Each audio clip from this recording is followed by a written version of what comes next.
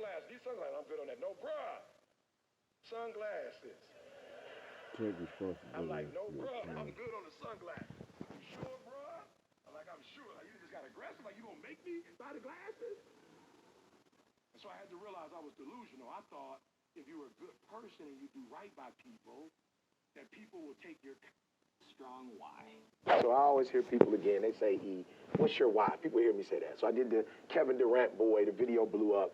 And so now, people are asking everybody, what's your why? What's your why? Mm-hmm. But I think that's the starting point, Cole.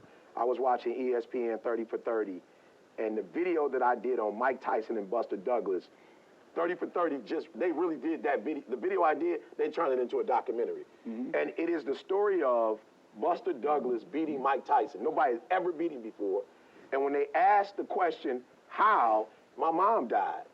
And I told my mom I would beat Mike Tyson. Mm-hmm. Again, the next fight, he lost to Evander Holyfield, and he never was a champion again. But that one day, he got knocked down, got back up. Why? Because of his mother. And I think, again, I want to show people, because the common theme is you do it for a house, you do it for a car, you do it for a watch, you do it for, and I want to show people that whether you know it or not, everybody doesn't have the same why. Rule number 35, take ownership. This is what I need you to do for me. I need you to take complete ownership. Oh, millennials, y'all kill me with the blame game. What move are you going to make today to get out your circumstances? What time are you going to get up? What job are you going to do? Who are you going to hang out with? Millennials, all you got to do is say, you know what? I'm taking ownership. I don't care if my mom a good mom or a bad mom. If my dad a good dad or a bad dad. I don't care if I go to the best school or the worst school. I don't care if we rich or we poor. I am about to take ownership of my life. From this point forward is your life.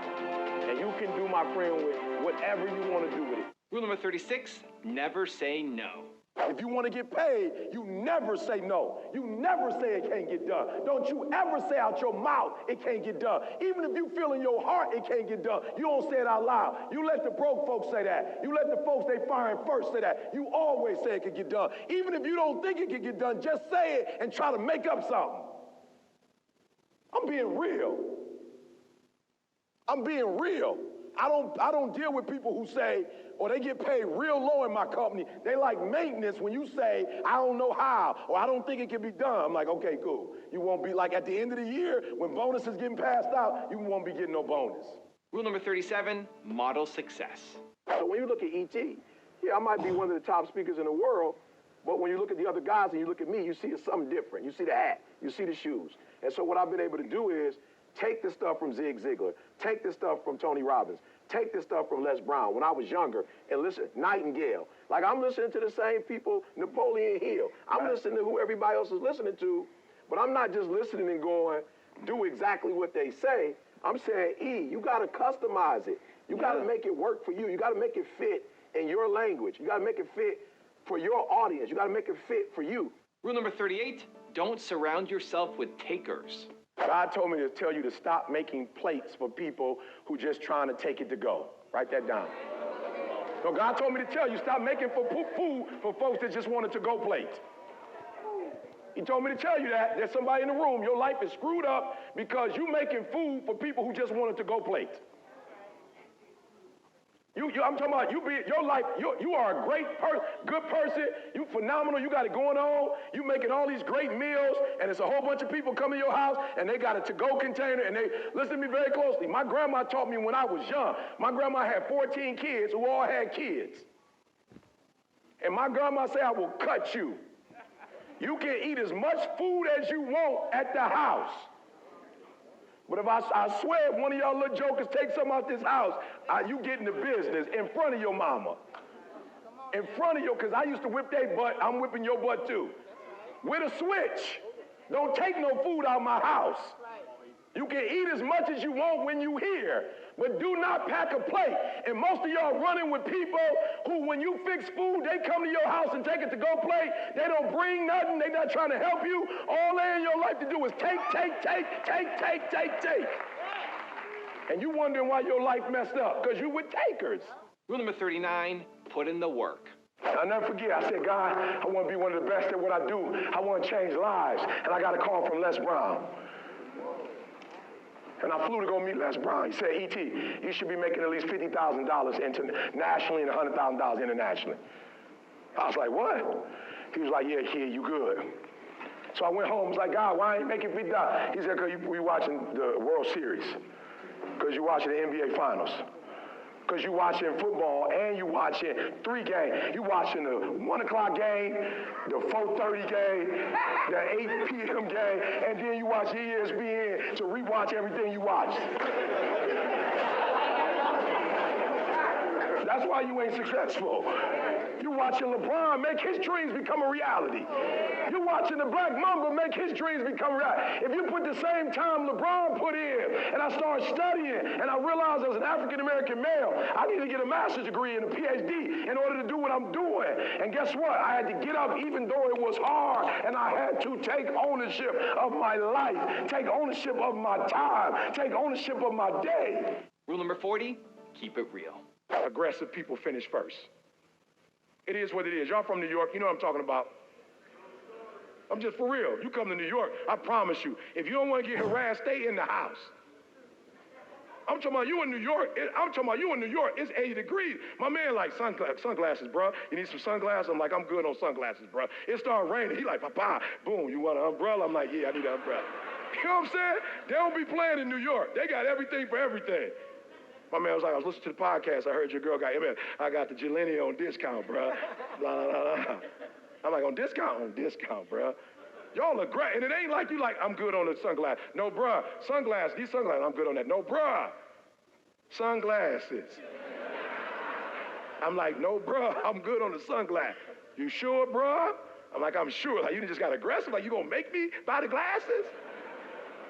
And so I had to realize I was delusional. I thought if you were a good person and you do right by people, that people will take your kindness and give you kindness back. But what I realized is sometimes in this world, the kinder you are, the more they try to play you like a fool. I was delusional. I'm nice to you, you nice to me. Don't always work like that. Sometimes it's nice to me and I take advantage of you.